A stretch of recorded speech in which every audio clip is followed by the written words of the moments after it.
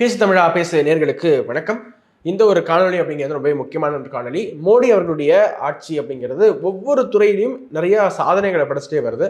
அப்படி ஒவ்வொரு துறையாக எடுத்து அதில் என்னென்ன மாற்றங்கள் கொண்டு வந்திருக்காங்க, அந்த துறையை எப்படி மேம்படுத்தியிருக்காரு நரேந்திர மோடி அவர்கள் அப்படிங்கிறத கொஞ்சம் விரிவாக பார்க்கறதுக்காக ஒரு முயற்சி எடுத்திருக்கோம். முதல்ல நம்ம ஆரம்பிக்க போகிறது ரயில்வே துறை. ரயில்வே துறையில் என்டிஏ கவர்மெண்ட் கடந்த 10 ஆண்டுகளில் என்னென்ன மாற்றங்கள் நிறைவேற்றிருக்காங்க, ரயில்வே துறையில என்ன சாதனை செஞ்சிருக்காங்க அப்படிங்கிறத கொஞ்சம் விரிவாக பார்க்கலாம். யூபி ஆட்சி காலத்துல ரயில்வே எப்படி ஜெகஜோதியா ஜொலிச்சது தெரியுமா? என்டிஏ கவர்மெண்ட்ல மோடி வந்ததுக்கு அப்புறம் ரயில்வே குழி தோண்டி புதைச்சிட்டாரு அப்படின்னு சில பேர் சொல்ல, அதற்கு நான் ஒரு சின்ன ரிப்போர்ட்டலாக இந்த வீடியோவை சமர்ப்பிக்கிறோம். யாரெல்லாம் ரயில்வே துறையை மோடி சீரழிச்சிட்டாரு அப்படின்னு சொல்றாங்களோ அவர்களுக்கு இந்த வீடியோவை ஷேர் பண்ணுங்க. நம்ம டேட்டா எதுவா இருந்தாலுங்க, டேட்டா தாங்க ஆன் பேப்பர் பிளாக் அண்ட் ஒயிட்ல இருக்கா அதான் நம்ம பார்க்க முடியும். பிளாக் அண்ட் ஒயிட்ல நம்ம 4 விதமாக மோடி கவர்மெண்ட்டுடைய ரயில்வே துறையை அசஸ் பண்ண போறோம். அது என்ன 4 அப்படின்னு பார்த்தோம்னா, முதல்ல மணி ஸ்பெண்ட், எவ்வளவு காசு செலவழிச்சிருக்காங்க, பட்ஜெட்ல எவ்வளவு ஒதுக்கப்பட்டிருக்கு, ஒதுக்குனதை எப்படி செலவு பண்ணிருக்காங்க அப்படிங்கிறது முதல் பேராமீட்டரா பார்க்க போறோம். ரெண்டாவது இன்ஃப்ரா பில்டிங், இன்ஃப்ராஸ்ட்ரக்சருக்காக எவ்வளவு செலவழிச்சிருக்காங்க, எங்கெங்க செலவழிச்சிருக்காங்க, அந்த இன்ஃப்ரா பில்டிங்லையும் railway over bridges, railway under bridges, new track building மற்றும் எலக்ட்ரிஃபிகேஷன், இப்படி ரெண்டாவது சப்டிவிஷன் நம்ம பிரிக்க போறோம். மூன்றாவதாக மாடர்னைசேஷன், நவீனமயமாக்குதல். ரயில்வே துறையை நவீனமயமாக்குறதுல யூபிஏனுடைய பங்கு என்ன, என்டிஏனுடைய பங்கு என்ன. யூபிஏ அதாவது 10 ஆண்டுகள் 2004 முதல் 2014 யூபிஏ, 2014 முதல் 2024 என்டிஏ, இதுதாங்க நம்ம கம்பேர் பண்ணோம். நாலாவதாக சேஃப்டி, பாதுகாப்பு விஷயத்துல இவங்க 2 பேரும் எப்படி செயல்பட்டிருக்காங்க அப்படிங்கிறத கொஞ்சம் விரிவாக பார்க்கலாம். வாங்க வீடியோக்குள்ள போலாம்.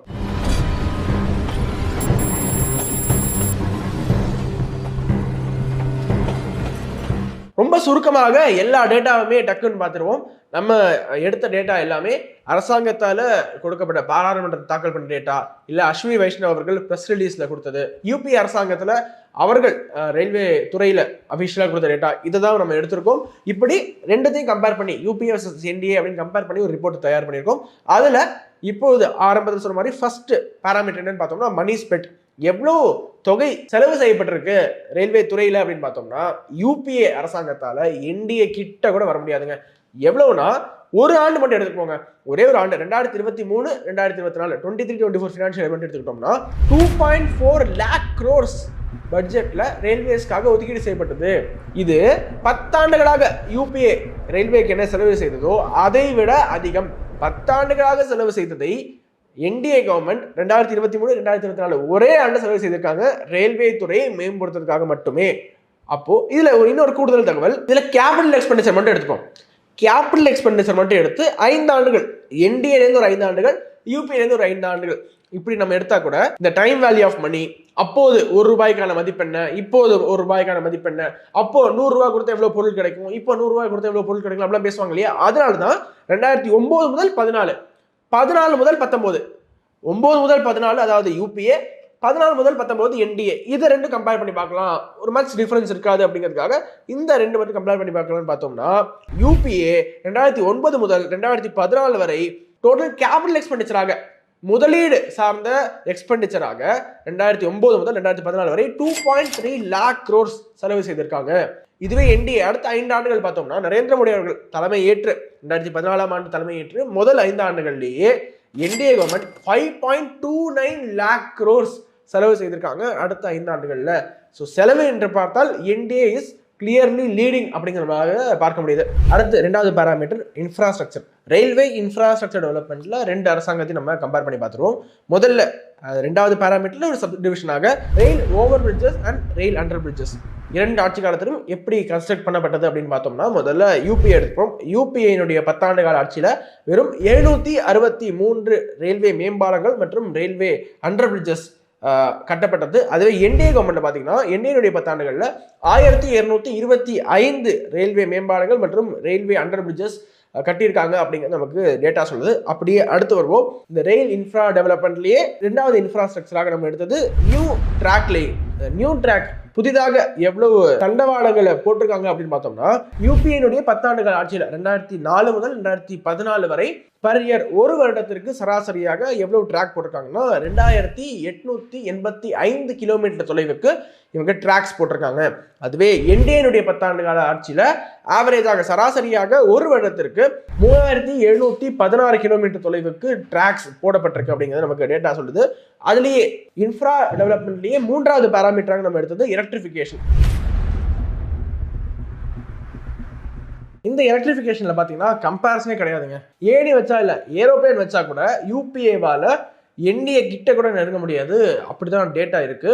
இப்போ இந்தியாவில் பார்த்தீங்கன்னா ப்ராட் கேஜ் எவ்வளோ இருக்குன்னா 65,000 கிலோமீட்டர் தோராயமாக ப்ராட் கேஜ் அப்படிங்கிறது இருக்கு. இந்த ப்ராட் கேஜ் எலக்ட்ரிஃபிகேஷன் ஆனது சுதந்திரம் அடைஞ்ச காலம் முதல் 2014 வரை 21,450 கிலோமீட்டர் தொலைவுக்கு இந்த ப்ராட் கேஜ் எலக்ட்ரிஃபிகேஷன் அப்படின்னு நடந்திருக்கு.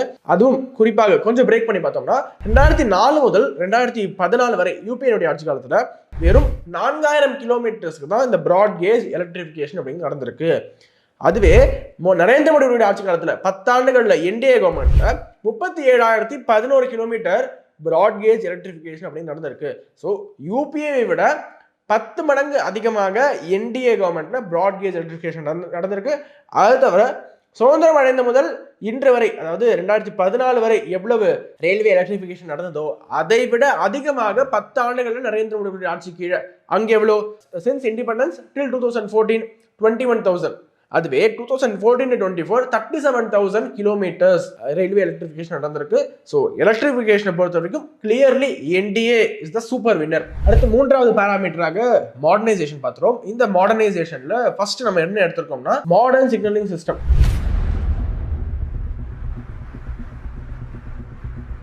இந்த மாடர்ன் சிக்னலிங் சிஸ்டம்ல என்டிஏ ஆட்சி காலத்துல நீங்க ஒட்டுமொத்த நாட்டில் பார்த்தீங்கன்னா இருக்கக்கூடிய 6,396 ஸ்டேஷன்ஸ்ல 6,506 ஸ்டேஷன்ஸ்ல இது நிறுவப்பட்டிருக்கு. திரும்ப சொல்றேன், 6,396 ஸ்டேஷன்ஸ் ஒட்டுமொத்தமாக இருக்கு. அதுல 6,506 ஸ்டேஷன்ஸ்ல மாடர்ன் சிக்னலிங் சிஸ்டம் அப்படிங்கிறது பொருத்தப்பட்டிருக்கு அப்படிங்கிற டேட்டா சொல்லுது.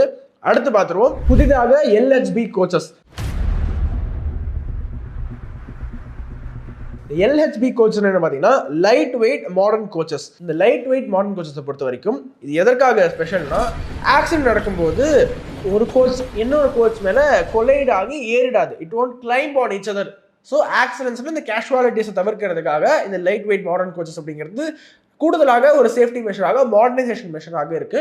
இது பார்த்தீங்கன்னா யூபிஏ ஆட்சி காலத்தில் ஒரு வருடத்திற்கு வெறும் 233 லைட் வெயிட் மாடர்ன் கோச்சஸ் மட்டும் தான் ப்ரொடியூஸ் பண்ணிட்டு இருந்தாங்க. ஆனால் இந்தியனுடைய ஆட்சி காலத்தில் 1,387 கோச்சஸ் ப்ரொடியூஸ் பண்ண ஆரம்பிச்சிருக்காங்க நரேந்திர மோடி தலைமையிலான இந்திய கவர்மெண்ட். இந்த எல்ஹெச்பி கோச் ஆனது இன்னுமே கொஞ்சம் ஃபாஸ்டராக ரொம்பவே எஃபிஷியண்டாக இருக்கக்கூடிய ஒரு கோச். ஸோ மாடர்னைசேஷனை பொறுத்த வரைக்கும் கிளியர் வினராக என்டிஏ கவர்மெண்ட் இருக்காங்க யூபிஏ விட. இதுல adding the feather to the crown மாதிரி இன்னும் 2 ஃபீச்சர் இருக்குங்க. Bio toilets. இந்த பயோ டாய்லெட்ஸ் பொறுத்த வரைக்கும் யூபி ஆட்சி காலத்துல வெறும் 959 டாய்லெட்ஸ் மட்டும் நிறுவப்பட்டது. ஆனா என்டிஏனுடைய ஆட்சி காலத்துல 29,290 டாய்லெட்ஸ் நிறுவப்பட்டிருக்கு அப்படிங்கிறது நமக்கு டேட்டா சொல்லுது. அதை தவிர e ticket ஃபெசிலிட்டிலாம் clear வின்னராக NDA government இருக்கு. இதை தவிர இன்னொரு feature unmanned railway crossing. Unmanned railway crossing என்னன்னு கேட்டீங்கன்னா ஆளே இல்லாத ரயில்வே கிராசிங். நிறைய படத்துல பார்த்துருப்பீங்க, நடந்து போகும்போது அந்த இடத்துல ஆளே இல்லாதனால ரயில்வே கிராசிங் இருக்கும், ட்ரெயின் வந்து அடிச்சு நிறைய நபர்கள் இறந்து போறதை பார்க்க முடியும். அதை க்ளோஸ் பண்ணும். இந்த மாதிரி அன்மேன்ட் ரயில்வே கிராசிங்ஸை க்ளோஸ் பண்ணணும். அதை க்ளோஸ் பண்ணதுல யார் வெற்றி பெற்றிருக்கா, வெற்றினா யார் அதிகமாக செயல்பட்டிருக்கான்னு பார்த்தோம்னா கண்டிப்பாகவே என்டிஏ தான். ஒரு ஆண்டுக்கு சராசரியாக அன்மேன்ட் ரயில்வே கிராசிங் 199 அன்மேன்ட் கிராசிங்ஸை இவங்க யூபிஏ ஆட்சி காலத்துல 2004 முதல் 2014 வரைக்கும் க்ளோஸ் பண்ணியிருந்தாங்க. ஆனா இந்தியனுடைய ஆட்சி காலத்துல சராசரியாக ஒரு ஆண்டுக்கு 676 அன்மேன்ட் ரயில்வே கிராசிங் மூடப்பட்டிருக்கு அப்படிங்கிறது டேட்டா சொல்லுது. ஸோ மாடர்னைசேஷன் கிளியர் வின்னர் யாரு? அஃப்கோர்ஸ் என்டிஏ தான். அடுத்து ரொம்ப இம்பார்ட்டன்டான பாராமீட்டர் சேஃப்டி, பாதுகாப்பு அப்படிங்கிறது ரயில்வேனுடைய முக்கியமான அம்சமாக இருக்கு. ரொம்ப கருத்தில் கொள்ள வேண்டிய ஒரு அம்சமாகவும் இருக்கு. இந்த பாதுகாப்புல யாரு வின்னர் கம்பேர் பண்ணி பார்த்துருவோமா? ட்ரெயின் ஆக்சிடென்ட்ஸ் 9 ஆண்டுகள்ல train accidents 9 years of UPA 9 years of NDA மட்டும் நம்ம எடுத்துப்போம். அகைன் இந்த இடத்துல சொல்றது ஆக்சிடென்ட் நடக்குது, ஒரு ஆக்சிடென்ட் கூட நடக்கக்கூடாது அப்படிங்கிறது தான் அனைவருடைய கருத்தாகவும் இருக்கு. ஆக்சிடென்ட் அப்படிங்கிறது தவிர்க்கப்பட வேண்டியதுதான். பட் ஒரு சில அன்அவாய்டபிள் சர்க்கம்ஸ்டன்ஸ்ல ஆக்சிடென்ட் நடக்கும்போது அந்த ஆக்சிடென்ட்ஸை யாரு சிறப்பாக கையாண்டிருக்கா, யாருடைய ஆட்சி காலத்தில் கம்மியான ஆக்சிடென்ட் நடந்திருக்கு அப்படிங்கிறது தான் நமக்கு இருக்கக்கூடிய லாஸ்ட் ஆப்ஷன் கம்பேரிசனுக்கு. அதனால இந்த கம்பேரிசன் செய்கிறோம். மற்றபடி இங்க என்டிஏ கவர்மெண்ட் நடக்கக்கூடிய ஆக்சிடென்ட்ஸ் நம்ம சப்ப கட்டவில்லை. ஸோ ஆக்சிடென்ட்ஸ் பார்க்கும்போது என்டிஏனுடைய ஆட்சி காலத்தில் 638. 2014 முதல் 2023 வரை 9 இயர்ஸ்ல 638 ஆக்சிடென்ட் நடந்திருக்கு. அதுவே யூபியுடைய ஆட்சி காலத்துல பார்த்தோம்னா 9 ஆண்டுகள் 2004 முதல் 2013 வரை 1477 ஆக்சிடென்ட்ஸ் நடந்திருக்கு. ஸோ அதிகமாக கிட்டத்தட்ட 2 மடங்கிற்கும் அதிகமான ஆக்சிடென்ட்ஸ் யூபி ஆட்சி காலத்தில் நடந்திருக்கு. அடுத்து எவ்வளவு நபர்கள் இறந்து போயிருக்காங்கன்னு பார்த்தோம்னா இந்த ஆக்சிடென்ட்ஸ்ல 2217 பேர் யூபிஐனுடைய ஆட்சி காலத்திலையும் என்டிஏனுடைய ஆட்சி காலத்துல 1069 நபர்களும் ஆக்சிடென்ட்ஸ்ல துரதிருஷ்டவசமாக இறந்து போயிருக்காங்க. இதற்காக இந்த சேஃப்டிக்காக நிறைய செலவு பண்ணியிருப்பாங்க இல்லையா. சேஃப்டி பார்த்தோம்னா ரயில்வே சேஃப்டி எக்ஸ்பெண்டிச்சர் அப்படிங்கிற எக்ஸ்பெண்டிச்சரை அதிகமாக யார் செய்திருக்காங்கன்னா யூபி ஆட்சி காலத்துல வெறும் 1.64 lakh crores 1.64 லட்சம் கோடிகள் செலவழிக்கப்பட்டது. அதுவே என்டிஏ ஆட்சி காலத்துல 10 ஆண்டுகள்ல 8.26 லட்சம் கோடி 8.26 lakh crore அப்படிங்கிறது செலவிடப்பட்டிருக்கு ரயில்வே சேஃப்டி எக்ஸ்பெண்டிச்சராக. இதுல எக்ஸ்பெண்டிச்சர் ஆன் ட்ராக் ரினியூவல், ட்ராக்கை புதுப்பிக்கிறதுக்காக, தண்டவாளங்களை புதுப்பிக்கிறதுக்காக யூபியுடைய ஆட்சி காலத்துல 47,039 கோடி ரூபாய் செலவிடப்பட்டது. என்டிஏனுடைய ஆட்சி காலத்துல 1,09,023 கோடி ரூபாய் ட்ராக் புதுப்பிக்கிறதுக்காக செலவிட்டிருக்காங்க. ஸோ சேஃப்டி வைஸ் பார்த்தா கூட யார் அவுட் பெர்ஃபார்ம் பண்ணியிருக்கா? என்டிஏனுடைய ஆட்சி காலம் தான் அவுட் பெர்ஃபார்ம் பண்ணியிருக்கு. இதை தவிர நிறைய நம்ம பேசிக்கிட்டே போலாங்க. எலக்ட்ரிஃபிகேஷன், மாடர்னைசேஷன், குடித்தண்ணீர் வசதி, கிளென்லினஸ், முக்கியமா பங்க்சுவாலிட்டி. முன்னாடிலாம் பார்த்தீங்கன்னா ட்ரெயின்னாலே லேட்டாக தான் வரும், நம்ம லேட்டாக தான் போவோம் அப்படின்ட்டு மக்களே சாதாரணமாக ரயில்வே ஸ்டேஷன்ஸ்க்கு ரொம்பவே லேட்டாக போயிட்டு இருந்தாங்க. இப்பொழுது ரயில்வேஸ்ல இந்த பங்க்சுவாலிட்டி அப்படிங்கிறத மெயின்டைன் பண்ணி நீங்கள் கடைசியாக எப்போ ட்ரெயின் ரொம்ப நேரம் லேட்டாக வந்து பார்த்துருப்பீங்க. ஆனால் முன்னாடி யூபியினுடைய ஆட்சி காலத்தில் 2 மணி நேரம் லேட்டாக, 3 மணி நேரம் லேட்டாக, ஒரு சில ட்ரெயின்ஸ்லாம் 24 மணி நேரம் லேட்டாக வந்திருக்கு. அப்படிலாம் ஒரு ட்ராக் ரெக்கார்ட் மெயின்டைன் பண்ணிருந்தாங்க யூபி அரசாங்கம். இப்பொழுது என்டிஏ கவர்மெண்ட்ல கடந்த இன்னும் சொல்ல போனா அஸ்வினி வைஷ்ணவ் அவருடைய தலைமை கீழே ரயில்வே மாடர்னைசேஷன் அப்படிங்கிறது சிறப்பாக நடந்திருக்கு. பஞ்சுவலாக இந்தியன் ரயில்வேஸ் மாறிக்கிட்டு இருக்கு. ஐஆர்சிடிசி ஷேர் பார்த்தீங்கன்னா இந்த ஆண்டு தொடக்கத்திலிருந்து இப்போது பல புள்ளிகள் ஏறி இருக்கு. தொடர்ச்சியாக ஐஆர்சிடிசியுடைய ஷேர் வேல்யூ அப்படிங்கிறது இன்க்ரீஸ் ஆகிட்டே இருக்கு. மக்களுக்கு ஐஆர்சிடிசி மேல நம்பிக்கை வந்திருக்கு. மக்கள் இப்பொழுது ட்ரெயினை ரொம்ப ஜாஸ்தியா ப்ரிஃபர் பண்றாங்க.